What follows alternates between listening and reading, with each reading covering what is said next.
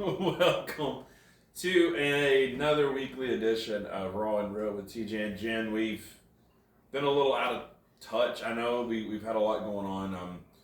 Some of you that are followers, kind of know what's going on. But irrelevant. Everything's all good and stuff. We just have had a lot on our plate, dealing with some family stuff and getting some things squared away. So we haven't meant to just abandon everybody, but things came up we had to deal with, had to take care of, and so here we go. So, Yep. Anyway. Well, and I think too, we've just kind of decided in this busy season to just do once a week. I think so. We'll see how it goes. If we want to go back, then we'll go back. But Yeah, you can always add to it, but yeah. I don't know. We got to discussing some stuff, and maybe once a week is sufficient for now with everything else we have going on. So it's hard juggling multiple things at one time. And being efficient. Yeah, that's what. Yeah, I exactly. think that's the biggest thing. Is when you start losing efficiency, you need to reevaluate and figure out where to shift directions as far as that goes. Absolutely. But anyway, we just, I guess we're doing more of a random shoot today. Don't really have an agenda. I just kind of felt, I don't know, I just kind of felt like let's just kind of free flow it and see what happens. Yeah. I don't know. I mean, kind of just go off script, so to speak. I kind of thought it'd be cool to just, touch on some things that maybe we've been going through individually, Okay. and kind of seeing like how much of it lines up together, how we've kind of dealt with it, and just kind of like real life stuff. I mean, it's super simple to sit down and analyze things after you've gone through them. They always say hindsight's 20/20. So it's easy to analyze after you've gone through them, but it's difficult to, analyze stuff and look at things as you're going through it. Because you don't know if you're making the right decision at the time or not. And so, I mean, I don't know. It's just been a lot for me here lately dealing with, I've been a little slower production-wise than I'm used to. And I don't really handle that well. I like to stay busy. I'm a hands-on, grind kind of person, and we've got some irons in the fire, but we're not as busy as I want to be. There's And quiet seasons. I don't handle them well, and they wear on me. I feel like I'm not doing enough, like I'm not gaining enough ground, and it's hard to process for me. Well, and being sick, took us out again. Yeah. And it was like we kind of got well, but we never really got well until maybe this last week. And now we're all dealing with the stuffiness again because the weather changed again. But that took us out. We tried to not let it take us out. Right. It eventually won, and we had to just be down. Well, I think what's getting me is the not sleeping. Mm-hmm. It's ever since we've got COVID the first time, it's played a toll on us, and we've dealt with a lot of weird, dreams, I guess you would say, where you have stupid dreams and you wake up and you go back to bed, and just that alternating back and forth. You wake up and finally, at 7, you're just like, forget it, I'll just stay up. I'm over it, and you don't really feel like you've been to bed. Yeah. We're still kind of dealing with that. Not solid sleep, and I think it's wearing down and taking its toll on us in a way. I mean, I don't know. It's different. Bless you. Sorry. No. So it's just different, and there's a lot of things I want to start getting done, and I haven't been able to fully attack them just yet. I'm having to let some other things align themselves first before, and I'm a kind of a headstrong, if I get an idea, let's go for it and let's get all in. Mm-hmm. And I haven't been able to do that. I think we're both like that. We're like, okay, this is what I was told to do. Yeah. And so it has to happen today or tomorrow. And if it doesn't, then I'm like, okay, I didn't hear from Exactly. And He maybe wasn't talking to he me. wasn't talking to me. It was a me idea and rather than a God idea. And, Yeah. and I know I deal with that a lot too. And I was one of those that always took scripture at face value, and I still am. And I don't think it's wrong. But sometimes it's not always meant for right now. Like when, Psalms 37, 4 and 5 says, if you delight yourself in the Lord, he'll give you the desires of your heart. Okay, that to me, that's black and white as long as I keep God first and I want this, he'll bless me with that, Right. And so I go all in and I commit to it, and it may not fall into place right away. Yeah. And there has to be some, downtime and some, wait on it or whatever. And I'm not good at that. I get stir crazy. I'm like, if you tell me to do it, let's do it. Like, let's go full speed. Yeah. Yeah. Like, don't tell me until you're really ready for me. Right. Exactly. He doesn't work that way. Because, like, there's a lot of things in the works right now that won't happen for probably, like, another year. I know. And I don't know how to handle that. And that's hard. I don't know how to handle that. Because you're like, yes! I'm ready. Let's do it. And you can see it, and you're like, everything's, like, falling into slow place. Mm-hmm. And then, like, you get a no, and you're like, okay, that wasn't it. And then you're like, but I'm too excited. I'm on fire about it. And it's just like this. You're going, and then you're like, no. And you're like, okay. But then that no turns out to be a victory. Oh, absolutely. I mean? Right. So, but it's hard. Well, like even in my studies this morning, I was sharing with you, the ones that I was running across was God will grant you all all your needs according to his riches and glory, and that's another tough one for me because I try to depend on him as much as possible, but when things don't happen quickly or as fast as I want them to, I tend to want to intervene and like help God out. Yes. And it's hard to remind myself like he's got this, and even our kids go through that from time to time. They're like they see something they want and they maybe forget to wait on it or pray on it or seek on it. It's like, well, I want it. I have it. I'm going to go ahead and take care of it. Yes. And sometimes it works out and sometimes it doesn't. And that's kind of me, when I have to wait on it or whatever, I want to intervene and try to help it along and make my ways line up with, and I guess what I'm trying to say is I'm trying to make God line up with me instead of me lining up with God. Right. And that's the headbutt all the time that I deal with. Yeah. So. Well, we're kind of dealing with that right now because one of ours has a birthday next week. Mm-hmm. And he really, really wants this kayak. And he already knows kind of the money he's going to get with this kayak, or with his birthday. Yeah. But we went and looked at kayaks yesterday, and they're a little bit more than what he's prepared for. And especially getting one that it's not just a kayak that he can fish out of, and, he wants to do different things with it. And so it's like we're constantly having to remind him, like, it'll come when the time's right. But, like, it's February. We're probably not going to be kayaking in a lake in February anytime soon. Exactly. So, just give it some time. It'll all flow. But once he gets that money, he's not able to let it just sit in his pocket. Like, he has to have a Coke, or he has to go to Allsup's, or, we have to buy this, or, oh, I saw this.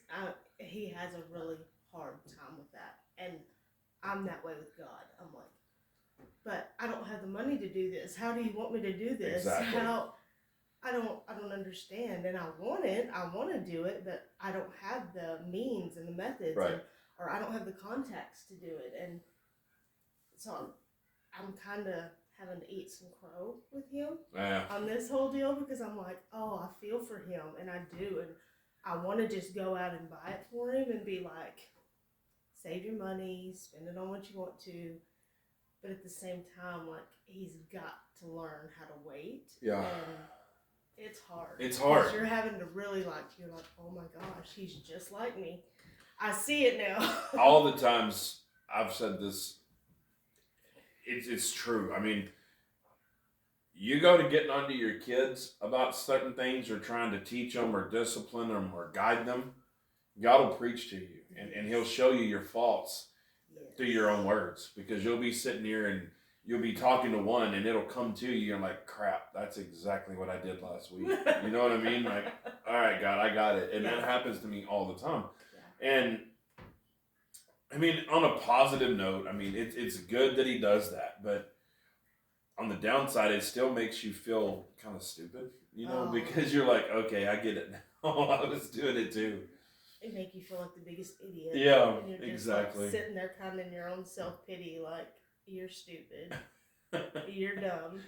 But I mean, it's like I was trying to tell you the other day. I was like, buddy, like, that water's going to be cold. Like, it's not ideal. I mean, I hate that you were born in February, but I know. Like, just give it another month or two and we will go. We will go. But I mean, that water's still at best going to be in the 50s, you know, and you can't rationalize that though. You can't, you know.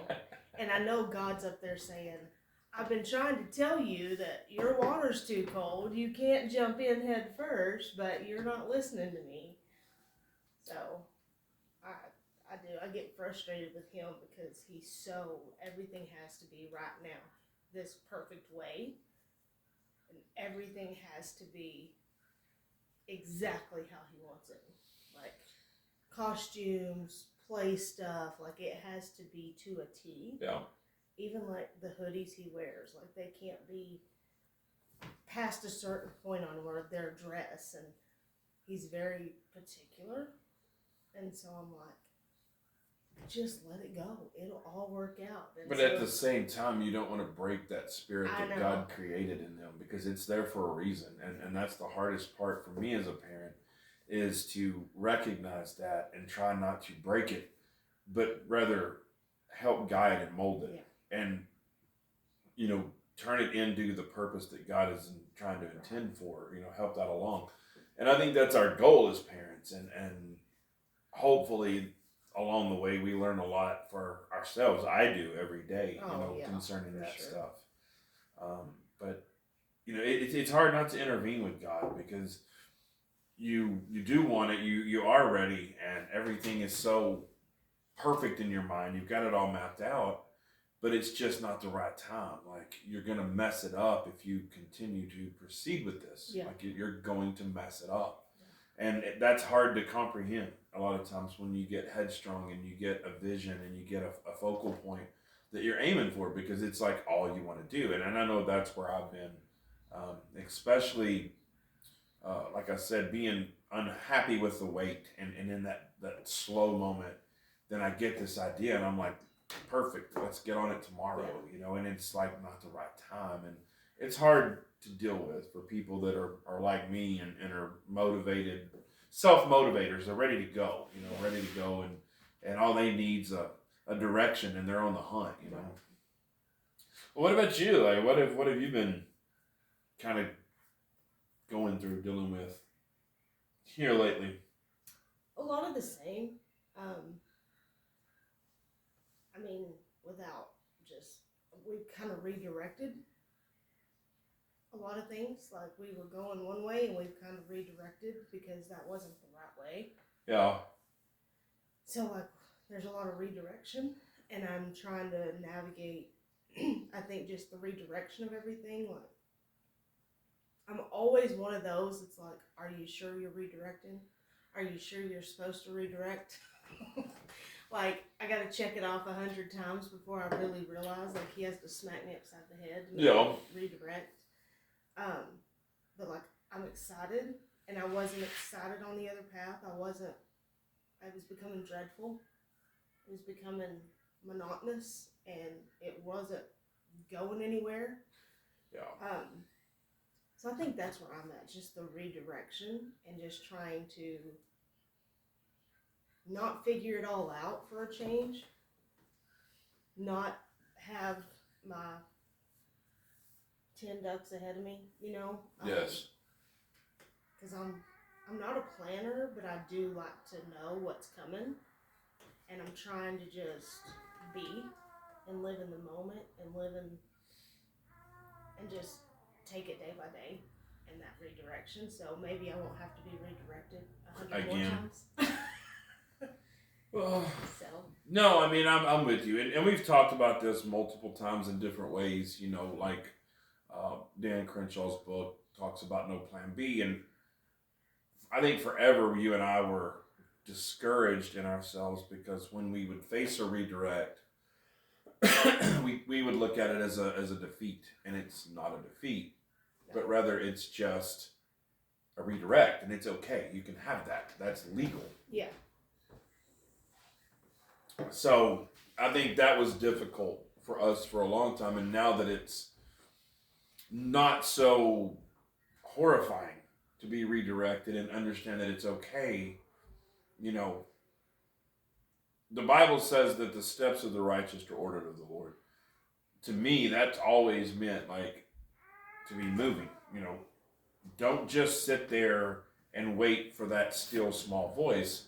And then I got some confirmation through scripture the other day that basically said that, you know what I mean? And I shared it on our social media stuff. But I mean, basically it's like, you know, you have to have ideas and you have to have motivation and you have to have, you know, something you're aiming for and moving towards. And God will bless you and guide you along the way, but you've got to be moving. And, you know, too many times we look at it, I think, and get this idea that, you know, we're afraid to even breathe unless God says, okay, take a breath. And Yeah.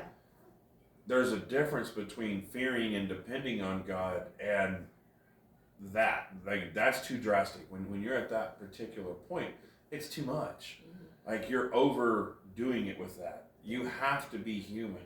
You are expected to be the very best of you can be, and you're not that, you know, just sitting at the table reading the Bible all day. Yeah.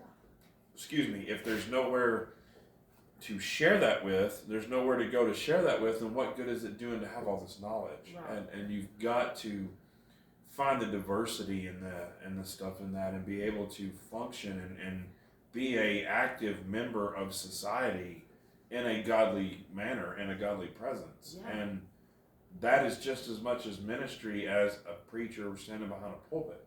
But, you know, I think traditions, religions, and different, you know, theologies have got us to where we've put things in categories, like, you know, certain people in level of the church, and like that's not at all what any of that means. Right. You know, Jesus himself, the God in man form, walked this planet dealing with the common folk. You know, I mean, he was out and about, he was moving, he was going, he was dealing with people on an everyday basis. Not just the elders and the high priest at these other, you know, churches and synagogues. Like, he was literally just, you know, amongst the people. Yeah. And that's key and that's crucial. You know, I don't think we look at that enough. No. So, anyway. I feel like everybody puts these preachers up on a pedestal. Right. And these pastors and these teachers and these people on TV, like, they put them up on this pedestal, and they're not on a pedestal. Like, you still have the purpose. We all have the same purpose. Right. Like, he was very clear about our purpose. Right. We all have the same purpose. We just all have different ways and means to get there. Yes. But we're all called to do the same thing. Right. And so I think we miss that because we're not in a pulpit, or we're not, you know, we're going to a secular job, or, you know, we're not even around people sometimes. I mean, and I think we feel like we're missing it because we're not famous, or we're not big, we're not in the pulpit, we're not in the church, so to speak. Absolutely. But we were called to be the church, not four walls. That's it. I mean, really and truthfully, you know, it's a misconception, and it's a kind of a ideology, I guess, in a way that we've created from way back when that have just slowly manifested into what we see today, you know. And it's really, I think, taken way too much emphasis away from the true message that Jesus was trying to spread, and we've turned it into in a way, it's like an like an idol, in a way. Yeah, I mean, really, it really is. church has kind of become an idol. Like we have to wear our best and do this, and now it's transformed into a casual, meeting. And I'm not saying it's like this for all churches because I haven't been to all churches, but I mean, I'm just speaking in general. Like, there's a lot of ground that we could have improvement on, in my opinion, when it comes to our worship and our time together with God, because a lot of times it's become a religious ceremony, and it shouldn't be. It should just be a place to praise Him and to get filled up and to continue to go out and do the work outside of those walls. It was never intended to be just, ooh, well, let's go have our little secret meeting and then go back to doing whatever we were doing. And that's kind of where I feel like a lot of it's turned to in America, So Absolutely. I probably just got way off track with all this. Are we on a track? Don't know. Random thoughts. That's probably what we'll entitle this one, Random Thoughts, Part 2. Welcome to the inside minds of these two devious people here. This is normally how our normal. Conversations We're go. just all over the place. We're free spirits, I guess you would say. But yeah. No, we are excited. I mean, with what's coming up in our life, and I mean the redirect that we've gone through is, it is discouraging, but it's also rewarding. Like you were saying, you're excited. Well, the way things were going on the other, you kind of weren't as excited. It kind of became monotonous, and I was feeling the same pressures in my own time. It was kind of getting that way for me. It was hard to continue to push through and make it happen when I just felt like we were stuck in the mud and spinning our wheels, like we weren't really getting anywhere with it. You said it right there, that we were making it happen. Yeah. And that's not what we're supposed to be doing. We're not supposed to be making anything happen. And that's exactly what we were doing. We were making something happen that shouldn't have probably happened. Or maybe it's for a different season. I mean, you know what I mean? It could be for 5 years from now. I don't know. Well, I'm big on this. God will tell you, okay, I need you to preach at this specific place. And so we take it and we'll take it and turn it into whatever we think it should be. Well, I need to get, praise and worship together. I need to get a message together. All this, okay? And that may not be at all what He's got in mind. You may just supposed to be going there to enjoy the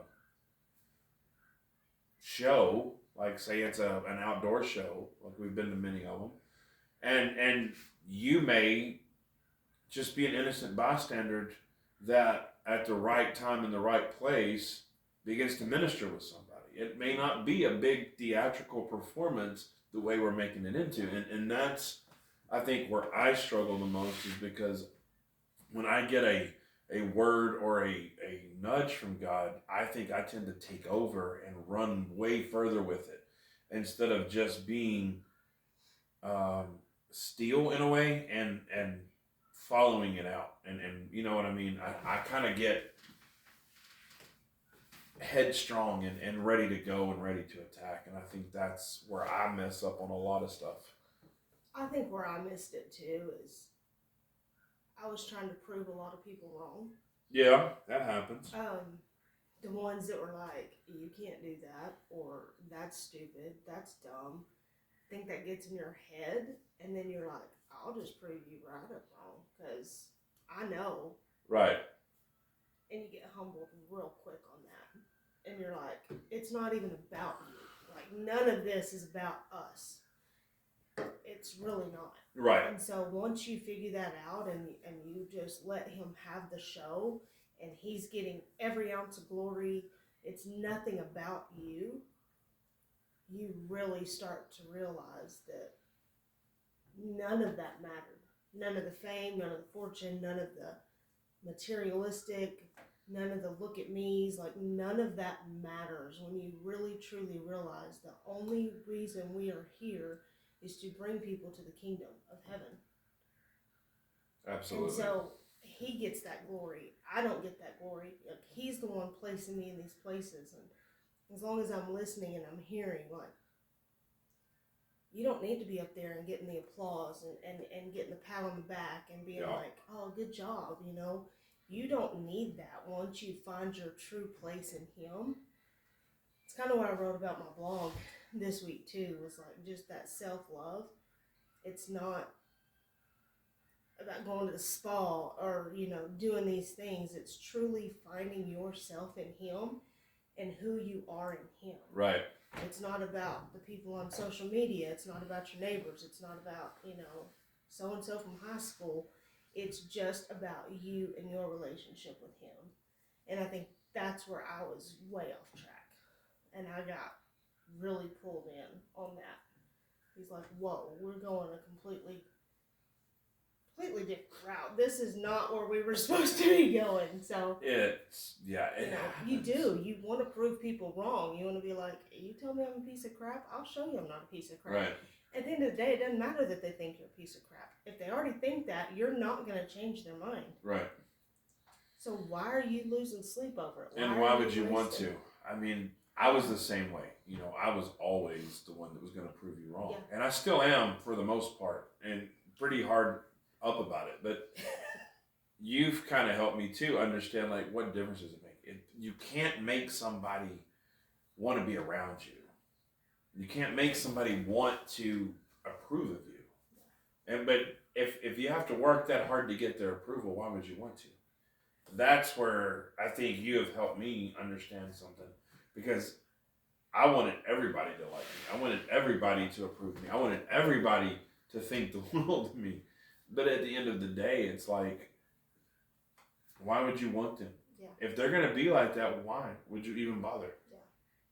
Well, you're praying, or I'm praying, like, you know, that God placed those divine appointments, those connections, the right people in my path. And, like, he's trying to weed people out. And, like, why I don't listen to him, I don't know. I always want to give everybody the benefit of the doubt. And I'm like, but no, I'm not like that. Or, you know, they heard so-and-so say something about me. And I'm like, but that's not me. And I want to show them that that's not me. And God's like, just let them go. Right. Like, they don't, in a non-conceited way, like, they really don't deserve you. And that's what I told you all the time. I know. They don't deserve you if they can't see you. You know, they don't deserve you. They don't deserve to get you. I want that. If they don't, I'll take it. So you just kind of have to get that way with yourself too. No, you're right. And it's been very helpful, you know, going forward, because you mature and you start to realize, okay, you know, that person has a point. I don't need to be bogged down by the logistics of their approval. Yeah. It doesn't matter. I still have a job to do, and I'm still going to get it done. And I mean, you look really and compare a lot of people in the Bible, and they were all the ones that are written about. And I'm sure there was a bunch more people that weren't recorded that had a lot of influential times with God. I mean, I always think about, you know, it talks about the 5,000 being fed and the 8,000 being converted in Acts 2 and 3, you know, right in there, and 4, when all the Holy Spirit had his way. But I mean, you think about it, those people had their lives changed. And what about the ones that were healed? You know, you get a small glimpse into what happened with them, but what happened on the stuff that wasn't recorded after that? I mean, looking at all that, every one of those people in the Bible, like, they kind of came from a mysterious type of background. They weren't always the popular, well-known type people. I mean, they had backgrounds. They had issues. And so nobody is perfect, is what I'm trying to get at. Right. And so the ones that are, or that do think they're perfect, in my opinion, like, they have a lot further to go in their restoration process with God than somebody that's maybe at rock bottom. And the whole thing I'm trying to prove here is, you know, just because you may not be at the social status that somebody else that you follow is, or some of your, you know, peers that you're familiar with or run around with, Just because you're not at the same social status or financial status doesn't mean that you don't have purpose, and it doesn't mean that you don't have a place. It's quite the contrary. Money, success, fame, and fortune has nothing to do with your purpose. It has nothing to do with your place, and it has nothing to do with your call. That is a byproduct of this world, is all that is. And I don't for a second think you need money in heaven. I'm sorry, I don't. I just, that is a worldly thing. And Jesus said many times, though we are in this world, we are not of this world. And we have to remember that yes, we need money and things to provide for ourselves, but if we're doing things correctly, if we're doing things the way that we're supposed to be doing, God's going to provide. God's going to show up and have those things, in place for us. And we don't have to undermine or cripple or step on people to get ahead in life. There is another way to do it. Yes. And it's so much been misused through some televangelists and other examples, that have kind of ruined the name ministry or whatever. Like, it's caused a lot of scrutiny to come into place in a lot of ways because a few bad apples ruin the whole barrel, and it's sad. But, yeah, it is. just because you maybe don't have what this person on here is saying that they have, don't think less of yourself. Don't think that you don't have a place or a purpose or that you've, missed the mark. You may be exactly where God wants you to be. And as long as y'all are, healthy and have food to eat, you know what I mean? Like don't get misconstrued because you're not driving a $90,000 vehicle. You have a 15-year-old vehicle. Like, that doesn't matter. Yeah. Our world's just gone there. Everything is materialistic and who has what and who has it better. And I think it's been going on a long time. It has. I remember in high school that was a thing then too. So it's been going on a long time. Social stuff. It was that way even back when Jesus was walking around. But at the end of the day, it's really just about you and your relationship with Him and what you're doing for His kingdom. And that's it. It's always been about that. Look at all the stories with the kings and the pharaohs and all that. That's all that was about was wealth. Yeah. Wealth dictated your status, and it's still that way. It's always been going on. And what about these people that don't necessarily want a mansion, that they don't necessarily want to drive a multi-million-dollar vehicle, What about these people that just want to go and live life and enjoy it and not have those things?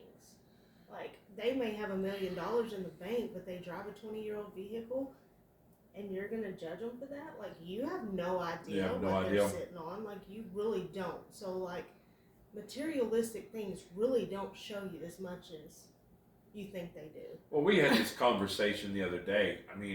That looks great, and it looks awesome, and it may be comforting for a small portion of the time.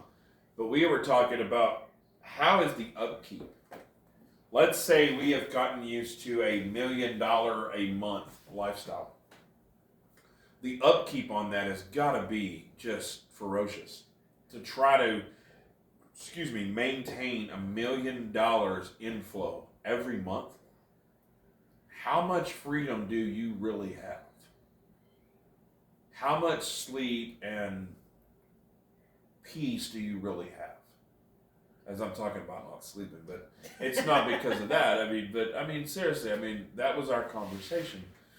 Some people, and I'm kind of one of them, I just want to be comfortable. And I think that's why it was so easy for you and I to travel for that year and to take the kids on that year-long adventure around the United States, because a lot of the comforts we don't have to have. We had a dependable running car, we had food, we had gas, and the rest was, it was fun, and we were living in the moment. We just decided early on that money wasn't necessarily a priority. Yes, we had to have it. Right. We still have to have it. But driving the newest, biggest vehicle or having the newest iPhone or having the biggest house just wasn't our priority. It Right. was being able to experience and live life and show our kids things that, we've never seen and make them have experiences instead of having $1 million settlement in the bank when they go to college. You know what I mean?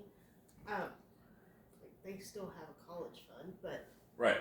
that wasn't our main goal. That wasn't, we figured out early on that this is what we wanted, and we had to sacrifice and downsize some things to get to where we wanted to go. And I think it was... And that goal's not going to be the same as Joe Blow down the street that Right. wants a $90,000 vehicle every year. They change every year, whatever. Everybody has different goals and different perspectives and different viewpoints. Yeah, and I was just going to say, I think it was hard for us at times because we would see certain things and we would desire certain things that maybe we couldn't do. But we kept referring back to the bigger picture at hand, and I think it helped get us along. And I am by no means saying that was just a cakewalk. There was a lot of struggle. There was a lot of hardship. There was a lot behind the scenes that people didn't see. That, sacrifices we made to do it. And there's just a lot that people didn't know. And we didn't try to pull the wool over everybody's eyes by any means, but some things are just none of their business, and that was our approach. Honestly, but we were just living. And we were. People would reach out, and I'm like, what? Oh, yeah, yeah. But I didn't mean to cut you No. I mean, I just mean, like, there was some times, like, when you would do some, like, traveling nurse jobs, and you didn't like them, or we would have some headbutts with some landlords that, because of this, and, there was just some stuff that wasn't always that grand. Yeah. But the bigger picture was the getting to go, the getting to see and do with these kids of ours was the bigger picture, Yes. and we had never gotten to do that. And I honestly don't think we're completely done. At some point in time, I feel like we'll do some more exploring and travels and see some more places. There's some more things that we want to do, and I think that's the beauty in all of it is be who God created you to be, and don't worry about everybody else. Don't worry about your neighbor down the street, because they did ridicule us a lot, looked down on us like, you came from a pretty decent family, like you're basically a hobo. And I'm like, no, we have, we're either in a hotel or a nice house, depending on the situation. And, there was times where, yeah, we did stay in teepees and tents as we would camp and travel along the way, but they were always at places that had showers and bathrooms. We weren't going without food, and which our kids are outdoorsy. They like to camp and cook out, and we don't have to have, McDonald's and 5-star restaurants all the time. Like, it's just not our thing. And you just have to be who God's made you to be. You have to do what God's told you to do, and don't worry about everybody else. Don't worry about everybody else around you. Don't focus on their race. Focus on your race. That's it, exactly. Is once you realize who you are and who you're created to be, like, it really doesn't matter what anybody else is doing around you. Pretty much. Except the fact that you're cheering them on. I think that should be in anything. I mean, I'll be your biggest cheerleader. I don't care what you want to do. I don't care if you want to go sell bikinis to Eskimos. I will cheer you on and probably buy one from you, like, just to help you out and cheer you on. And I think that's it. It's just finding your race and who you truly are and what you truly want, and just going with it and running. And there's going to be a lot of people that think you're crazy, and there's going to be a lot of people that are not going to support you. And that's okay. And that's okay. It's okay. It really is. I mean, wasn't a conference call. Honestly, at the end of the day, if they're not in your corner, then they never were. What did Denny say the other day? Takes all the different kinds of people to make this world go around. Yeah, it takes all different kinds of people, and that's true. It is, and as long as you're happy and everybody's well taken care of, I don't see where the harm is. Yeah. That's just it. And I truly think, well, I'm speaking for myself, but I've kind of figured out in this race too that most people don't really care. They're not watching you. The true people that are focused on something, like, they've got their eyes set. They're not worried about you. They're not looking down on you. They're not looking down on anybody. They're just trying to run their own race too. It truly has become that way. I think we get subconscious about it because we're like, this is dumb. This is really stupid. Like, nobody else is doing this, but I don't think anybody's really paying attention. I really don't. I think we think they are, but they're really not. They're too busy, just doing their own thing. And that's where we should be. And I guess that's why this social media frenzy just gets under my skin so much, because I don't really think anybody should have that kind of power over somebody. Just because some celebrity is where they are right now does not mean that they should have the amount of power over an individual, that this person just does everything that they say, do, buys, all this. That's always been around. It's always been a thing. Social media has just kind of helped it. I mean, you look back at the old Wheaties commercials, and that was the whole push behind sponsorship was, to get, we're going to pay these well-known people to get the not wealthy, the not famous people to buy our products. Right. And so it's always been a thing. It's advertising, and it's just, now it's at our fingertips instead of on the TV at night or whatever. So, it's always been around. It's always going to be around. But I just want to encourage you to run your own race. Be your own person. And if, don't go in the hole. Don't go crazy or get a divorce or whatever, cause yourself to get a divorce just to obtain something materialistic or monetarily. Like, it's crazy. Like, there's nothing worth that. I can't talk today. I'll get it out here in a minute. But there's nothing worth that, If that's truly your life partner and you were happy to have those kids, then that should be your hub, and build and grow off of that. God's in the center, and they're the hub, and everything that spokes out around that is just extra. That's right. So, I agree. Interesting day. I told you. I don't even know what all we talked about. I have no if idea. y'all are still with us, I applaud you. thank you. I don't even know how long we've been talking. So anyway, anything else? Not off the top of my head. No. Well, bear with us as we say. We're going through these transitions, and we're switching some things up. These are going to drop once a week. I don't exactly know when. Just stay tuned with our social media. It worked out for Friday this time. We had planned on doing it yesterday, but we got tied up with business and errands and everything else and didn't get it done. So just, thank you for following along. We're humbled and grateful. And if you need anything, as always, reach out to us. Yep. Through quinttministries@gmail.com. You can private direct messages, however y'all say it nowadays, on our social media.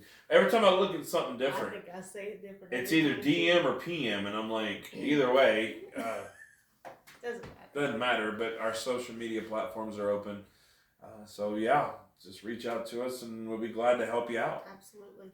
But I guess until next week, we'll see you later. Bye, guys. Bye, guys.